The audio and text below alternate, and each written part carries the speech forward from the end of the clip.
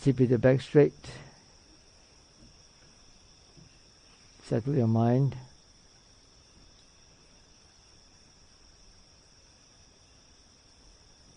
Back straight.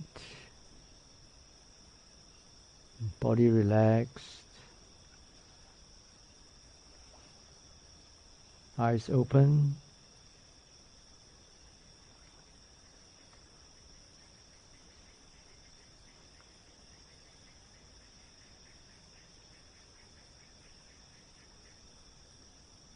And just simply ask yourself, apart from thoughts, apart from thinking,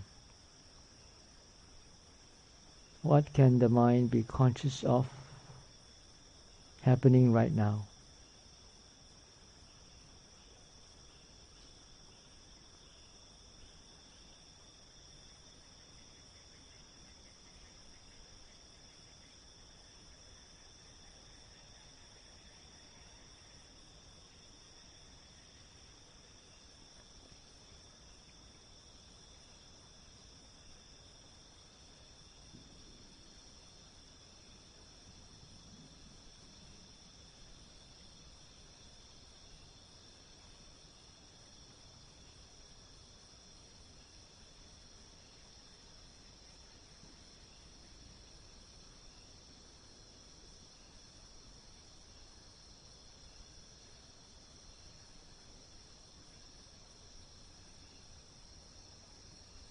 Allow the mind to move around the five senses.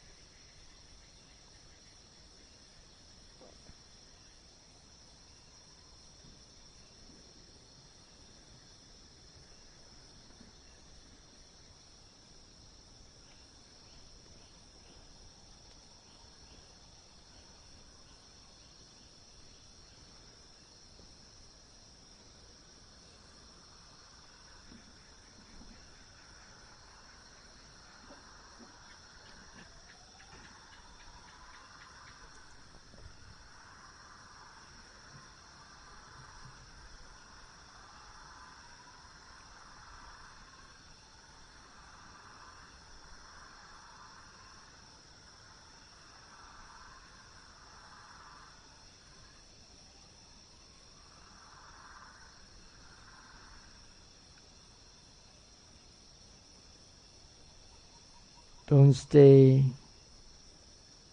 stuck in one object.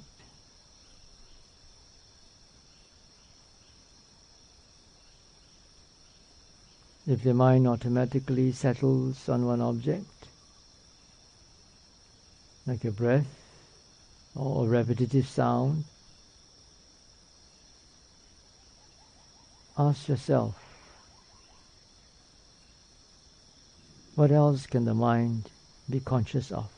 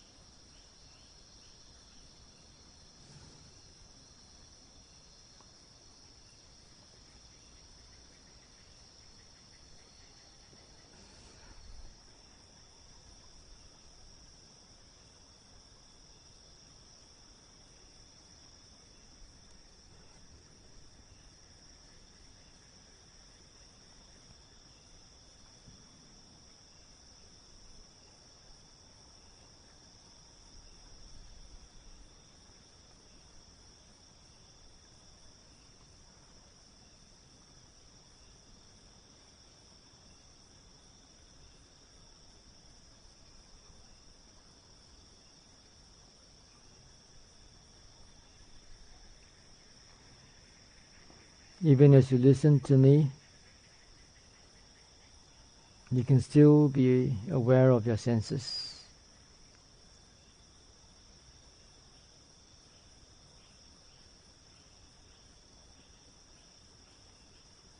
So while you listen to this Dhamma talk tonight,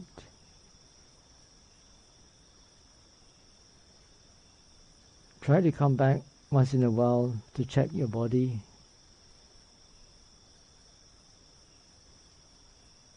What you see and hear around you.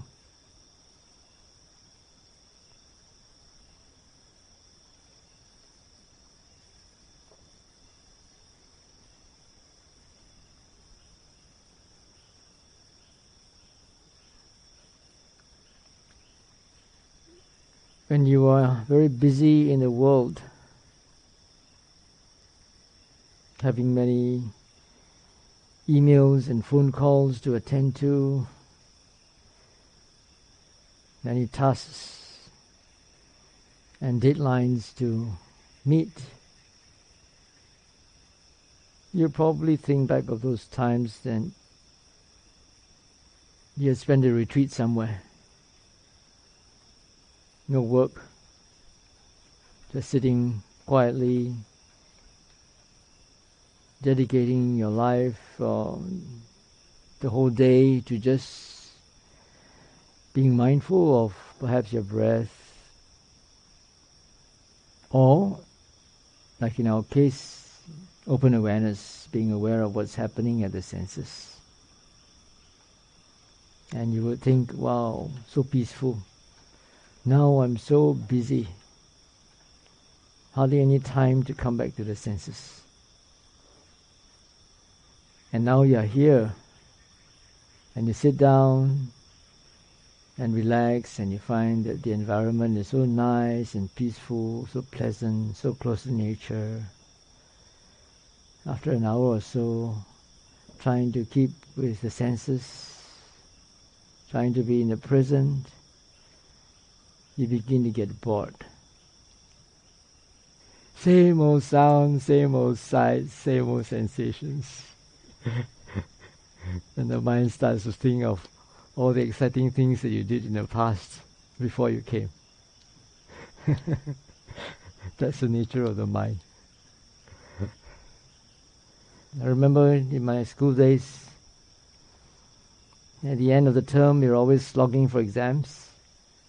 While we are slogging for our exams, we always think of what we're going to do after the exams are over.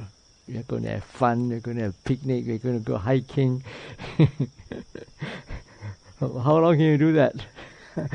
After a few days or a week or so, then you get bored. So although we all know that everything is changing all the time, it's not worth running after, we all know that intellectually. We slog through life, we see the suffering, and yet we are unable to let go. We are still stuck. There's just this wishes in the mind. Oh, I wish I were this. I wish I could just leave my family and become a renunciant, and I can dedicate my whole life to the practice. But when you actually get into the field, it's really boring. How long can you last? A lot of people, because they are so disillusioned with so much activity and targets and deadlines to meet in their worldly life, they sort of think of renunciation in a very romantic way. So it's a real good escape. I can tell you the story of one guy who came here. He's about late 50s. He's single, but he's by no means a saint. He's been spending his life working in casinos and visiting casinos all over the world.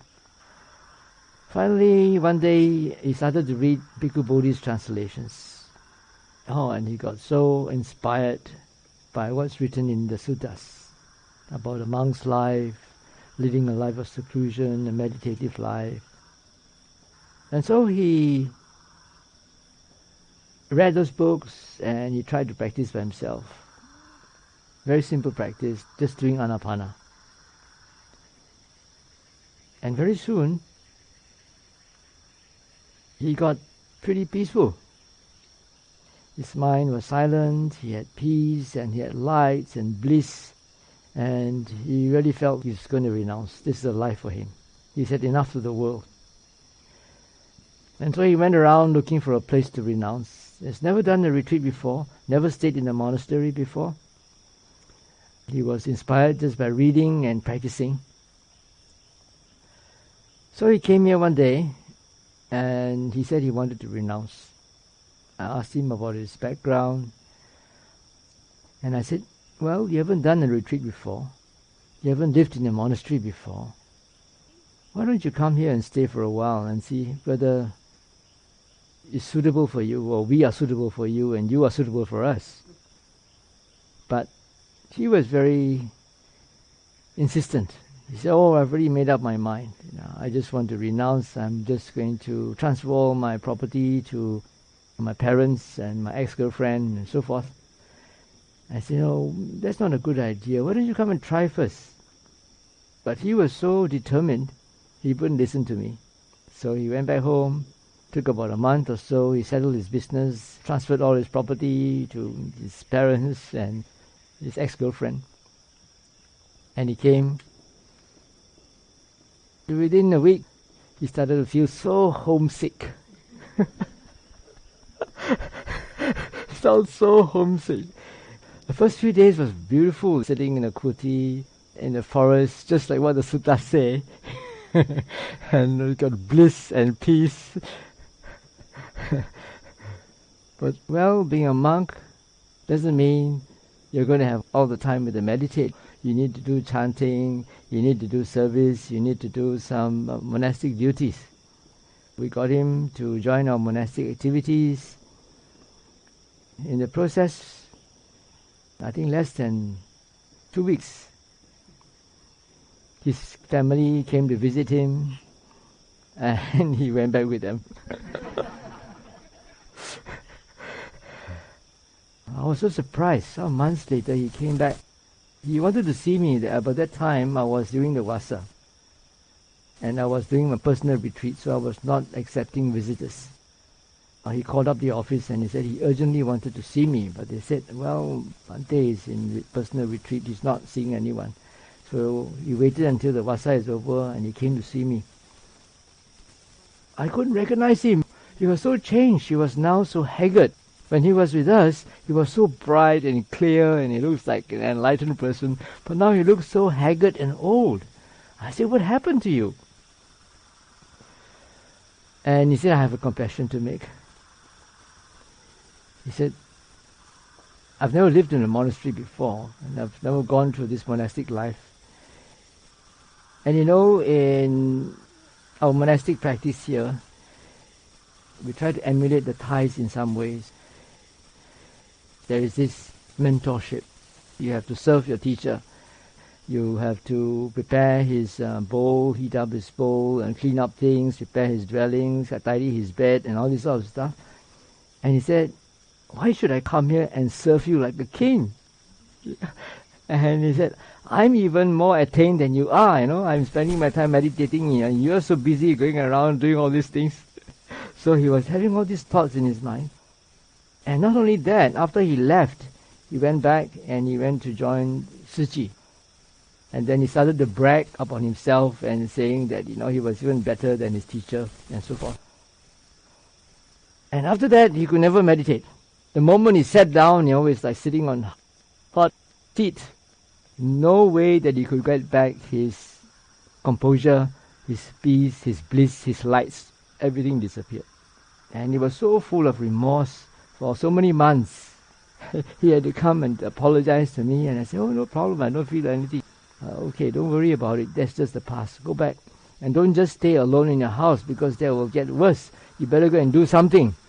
This is how depression works. You get so depressed with something that you did, and then you keep on thinking about it again and again, particularly if you're alone and not doing anything. I said, you better go get a job, social welfare work, or do something. And so he left. But he couldn't get over it. And after a few months or so, he came back again, and he said, I've not gone over it. I still cannot get to meditate. Asked me for forgiveness for the second time. He said, when I came to ask for forgiveness also, the wordings I used were not very polite. So this eternal remorse is so great that he just disrupted his practice. And I've never seen him since then. And why is that so? The Buddha talked about 3 important points in many suttas. In Pali it's called asada, adinava, and nissarana, which means the gratification, the drawback, and the escape. And he said in several suttas that when he was still a bodhisattva, still unawakened, as long as he did not actually see the gratification, did not really see and understand as they had really occurred, the gratification of sensual pleasures, the drawback, and the escape, he was not able to let go. Now what does that mean by seeing and experiencing as they have occurred? And he went on to talk about what he meant by the gratification of the world, the drawbacks of the world, and escape from the world. He talked about this also to one Brahmin who came to ask him to explain the noble truth about suffering in a way that lay people can understand. And he said that, first of all, we need to understand the gratification of sensuality. What is the gratification of sensuality? It is the sukha vedana, the pleasant feelings that arise out of the 5 senses. The pleasant feeling that arise as a result of sense experience, what you see, hear, smell, taste, and feel with your body. That is the gratification of sensual desire, of sensual pleasures, of sensuality. And it said, it is on account of this that people work so hard. If you look at the whole world, everybody is working hard. Why? Because you want to enjoy the pleasures of the senses. Is that not so? What's the difference between a construction worker and a multimillionaire? Basically, it's the same. It's just a different standard.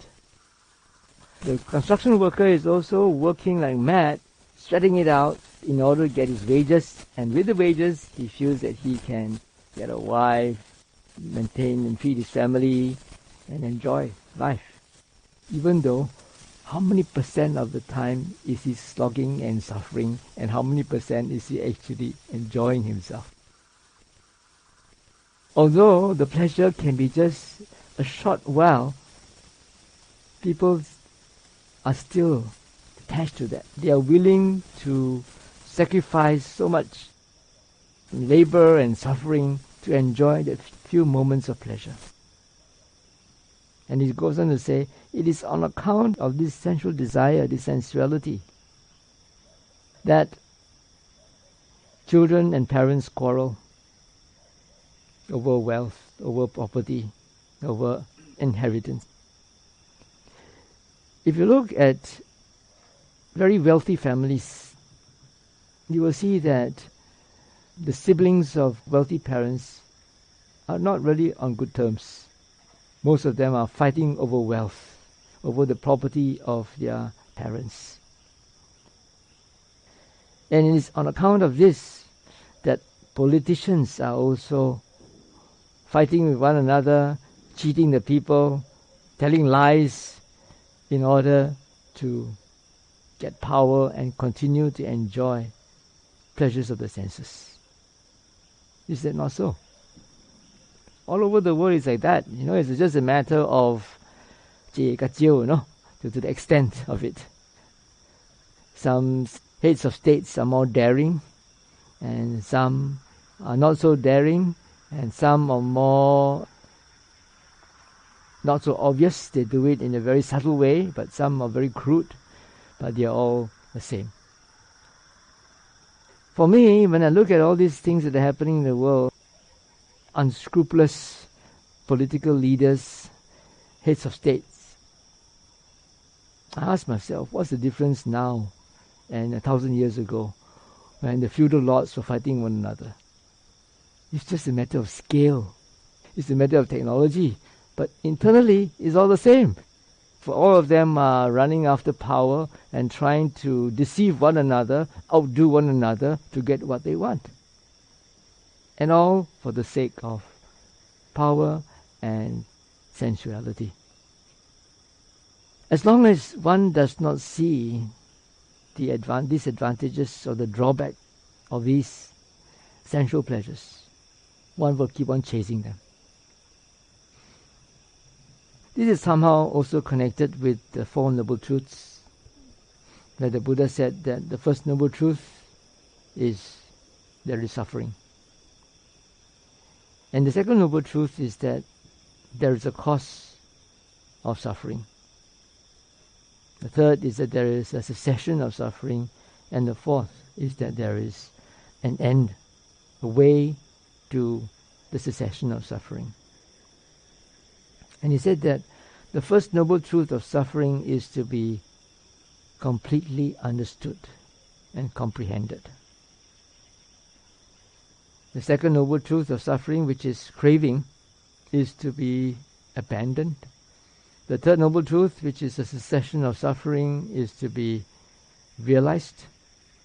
And the fourth, the way leading to the cessation of suffering, is to be followed and developed. Now, when one completely understands suffering, one can see that it is due to desire. It is because we are clinging to something that we suffer because we cannot get what we wanted.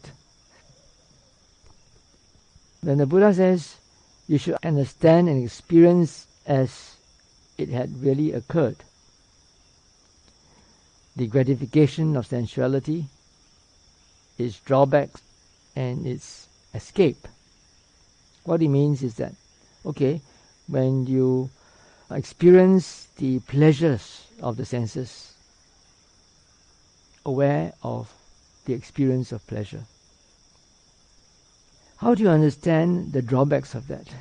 When you see that the pleasure is anicca, it is impermanent, it is subject to change, and it is unsatisfactory because it is not lasting.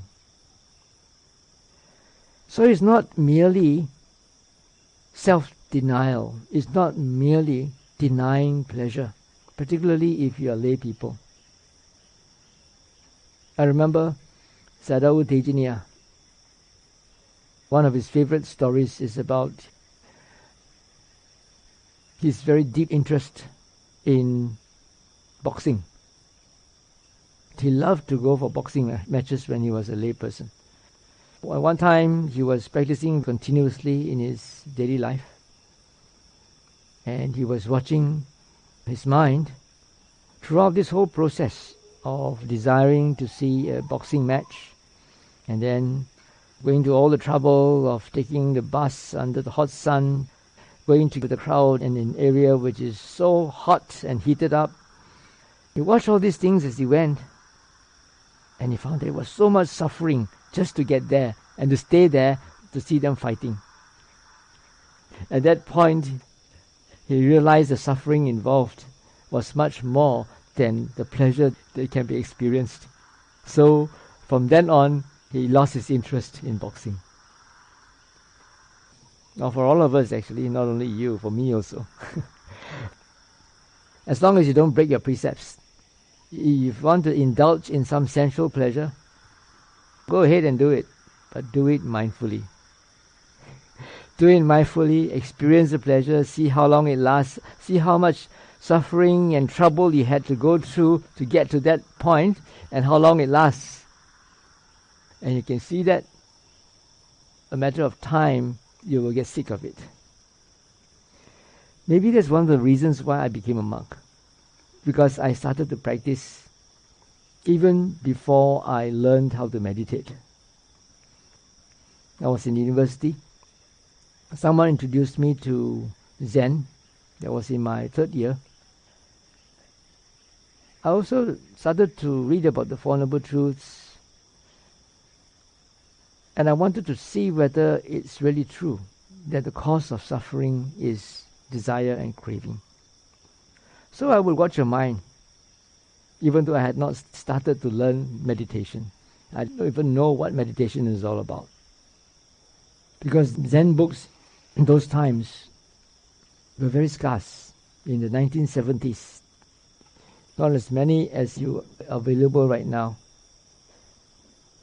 So the Zen books in English those times were mostly about koans. Give you very humorous stories about how people got enlightened. Or rather, like for example, asking you, what's the sound of one hand clapping? What's your face before you were born? Things like that. It made me feel very strange. And it really blew my mind. But by dwelling on such questions which cannot be answered logically, one can actually become awakened. And also they stress about being in the present moment, always being in the here and now. When you eat, just eat. When you walk, just walk. When you sleep, just sleep. But I had no idea how to do it. But anyway, the Four Noble Truths at least was more systematic. They talked about the cause of suffering being craving. I wanted to test it out. So whenever I suffered, whenever I got upset, I was disappointed, frustrated, upset, angry, then I would look back in my mind and ask myself, what is the cause? And I saw invariably that it is due to an attachment to something, particularly attaching to expectations. Expectations of others, expectations of myself. For me at that time, the cause of suffering is having unrealistic expectations and clinging to them. Now, when you do that continuously in your daily life, not just once a year in a retreat, but the whole day, whenever you feel upset, you keep on investigating to see that, it becomes very obvious. Everything is actually, all your disappointments and frustrations are all caused by clinging to expectations. That really changed me. It changed me really completely. I lost interest in all these worldly pursuits because they're all fueled by desire. Why do you want to do well in exams? Why do you want to get a certificate? It's all thinking that there's going to be some pleasure at the end. I get a good job, good pay, get a good wife, start a family. And then I look around, people going around, girlfriends, couples going around, looking at married people, and I don't see much happiness. They are quarreling somehow, most of the time. And the poor children are caught in between. So what sort of happiness is that they're chasing after? Is it worth all the effort that I'm putting in, all the suffering that I'm going through? So I lost interest in the world, and that led me to the spiritual path. How can I get out of this suffering? How can I get out of this desire? The first one is really understanding the gratification of pleasant feelings. Whenever you have pleasant feelings, you are aware of them, they arise and pass away, they don't last forever. And how long did it take you to get there? Even if you study like hard, you study like mad to pass your exams, and you get string of A's, you're happy. How long does that last? How long does it take you to get there? And how long does that last? So it's the same for everything. And that's when you understand the second one, which is the drawback. That these are all anicca. All are impermanent. They are subject to change. And they are unsatisfactory because they are not lasting. After you satiate one desire, another one will come. That's what boredom is all about. Boredom is always wanting something new to be happy with. And the happiness doesn't last. Just a while and gone, and you look for something else to be happy. And you keep on changing from one thing after another. There's no end to it. One of my monks, he was also pretty much embroiled in the lay life. He was actually having a successful life, working in the corporate world. He went through a lot of suffering in his life, relationships and all that. And he said that Actually, desire itself is not something very comfortable. Desire is something that is uncomfortable. And in order to satiate the desire, you get something. And when you get something, that uncomfortable feeling of the desire is gone. You're actually trying to get rid of an unpleasant feeling. That's why you try to get what you want. When you get what you want, the uncomfortable feeling is no longer there. So it's a few moments of happiness. But before long, a new one will arise. You feel uncomfortable again, and you go do something to deflate it, deflate that uncomfortable energy. So it's a vicious cycle, a perennial cycle that goes on and on. So what is the next step? That is the third step, which is understanding is escape. And what is the escape? The escape is to discipline desire. If you can discipline desire, then you will not get into trouble.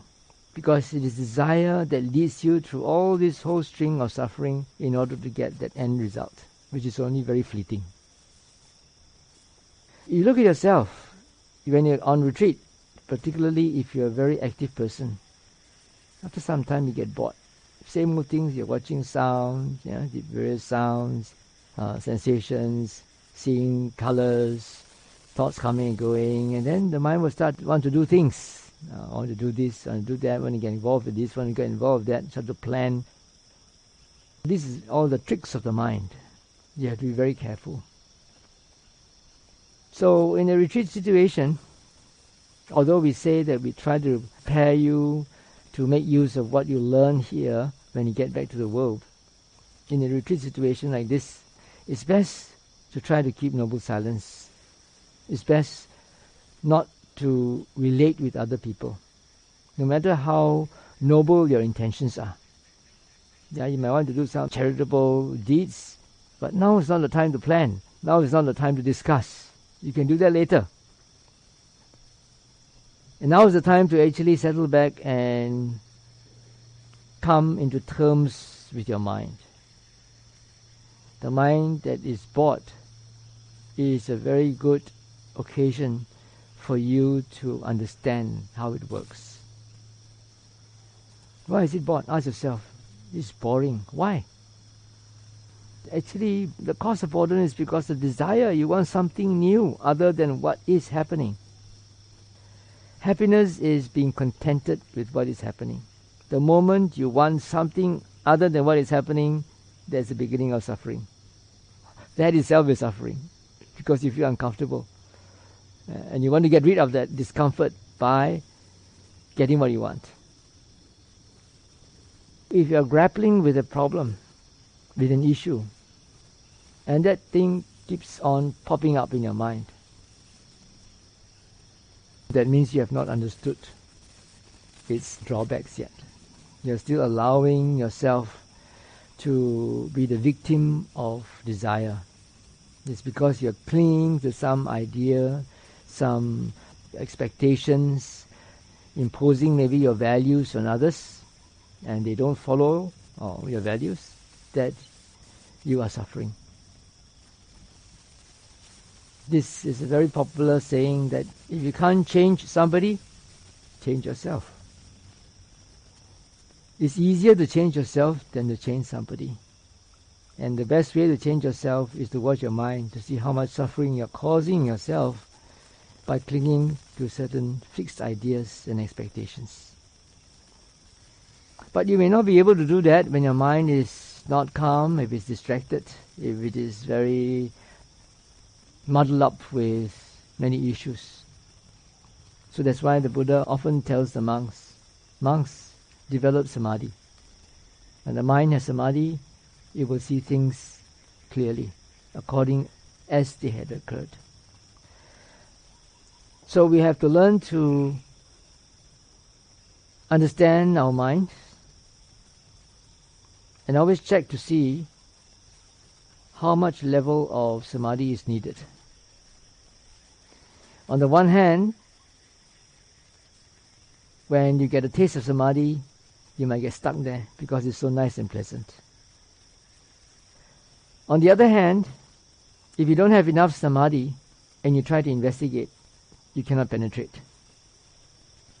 Because the mind is not calm enough, not equanimous enough to see the true nature or the true cause of the suffering. It is still colored by a veil of your preconceived ideas. You don't see things according as they have occurred, but through the lens of your preconceived ideas. So samadhi is, so for us, we encourage you to do open awareness. This also can bring about samadhi, and it's different from focused awareness, like I always like to point out. Focused awareness is static samadhi. It does not make your mind malleable and versatile. You tend to shut out things and just focus on one thing and get peace and calm. But if you had done training before in looking at things arising and passing away, understanding the conditionality of how things happen, then that can be helpful. But don't start with that. If you don't have enough foundation in looking at how things come and go due to causes and conditions, don't do static samadhi, because that can be very alluring and you get caught in there refusing to come up. So it's better to start off with open awareness. With open awareness, when you see things coming and going, you open up your awareness to all the senses, and the mind becomes used to the idea or used to the fact that everything is changing all the time. There's a sound here, there's a sound there, there's something flashing in front of you, there's a sensation here, there's a thought here. The mind is just moving around here and there, things come and go, and you're used to it, you're not bothered. And that brings about calmness as well. Thoughts are okay. Thoughts are just a function of the mind. Thoughts are also phenomena, sankharas. They are also things that arise and pass away due to cause and condition. Why is there a preference for the other 5 sense objects but not thought?